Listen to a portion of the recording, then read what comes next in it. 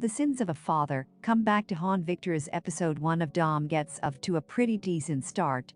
The juxtaposing timelines are a nice touch, and the episode does well to show off the horrors of drug addiction and what it can do to a family. In that respect, Dom does a lot right, and the fresh setting of Rio for this drug-fueled thriller is another welcome addition. On top of that, the series manages to keep a pretty tight ensemble of characters and bounce the focus back and forth between Pedro and Victor well. The gunshot at the end of the episode is certainly a shocking moment though, and it leaves the door wide open for where this one may go next.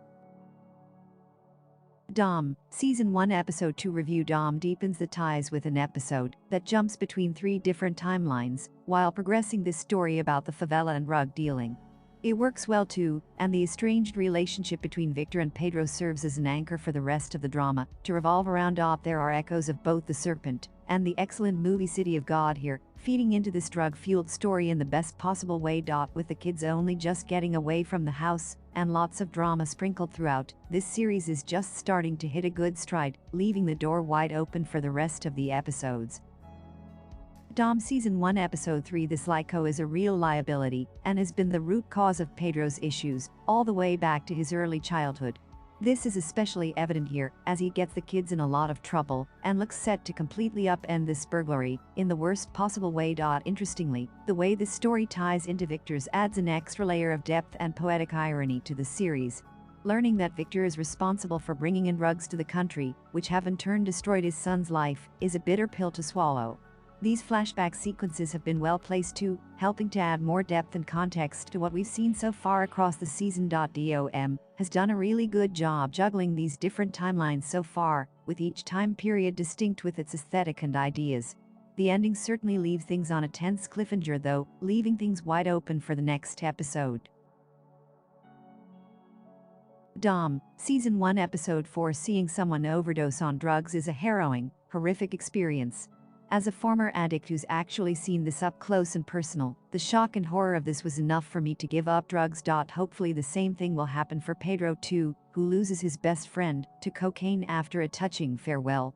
Interestingly, seeing these two states of aggression and love perfectly exemplifies the swinging emotion one can have from snorting cocaine as much as these kids are. Meanwhile, Victor's crusade to try and get to the bottom of the drugs see him stumble upon a much larger plot. With General Cruz trading drugs for weapons, Brazil's dingy recess of drug deals, and backroom politics worms its way into Dom's story in the worst way possible. However, the show does an excellent job showcasing all of this, with the two storylines working well together. As a minor gripe, some of the timelines here do tend to jump quite quickly between the different periods, but the art team have actually done quite a good job making them look distinctly different, so it's more a minor gripe than an actual deterrent. Dom has been a very good drama so far, showing the horrors of drug addiction at the same time as portraying a more straightforward crime thriller. Dom Season 1 Episode 5. Wow, what a powerful and incredibly well-edited episode. The horrors of drug addiction ring through in devastating fashion, as these timelines complement one another beautifully. The rehab montages and the suitably somber and poignant music choices perfectly work in tandem to show this Dom has been far more than a simple crime drama. It's an unflinching examination of how bad addiction can get, and the estranged relationship between a father and son that's been torn apart by this drug. It's also a complicated bond though, one with an undeniable sense of love at its core. This has been brilliantly showcased across the episode, thanks in part to the excellent acting from both Gabriel Leone and Flavio Tolazzani. The entire 50-minute chapter is a real showstopper, and easily the best episode of the whole season so far. Dom, Season 1 Episode 6. Will Pedro Dom remain sober? This is the big question going into the next episode, and judging by what we've seen at the end of this chapter, it doesn't seem like he will.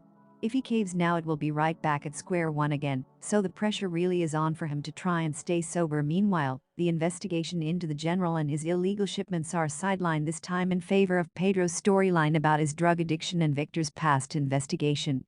While there's nothing wrong with that, this essentially feels like a second act to the excellent episode preceding it, leaving lots of question marks over the direction of the season ahead.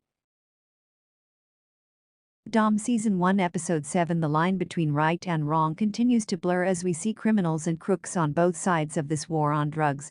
Caught in the middle of this is Victor, who finds himself flying too close to the sun, and conflicted over the arrest and subsequent death of Ribeiro. Meanwhile, the devastating reality of Pedro hits home.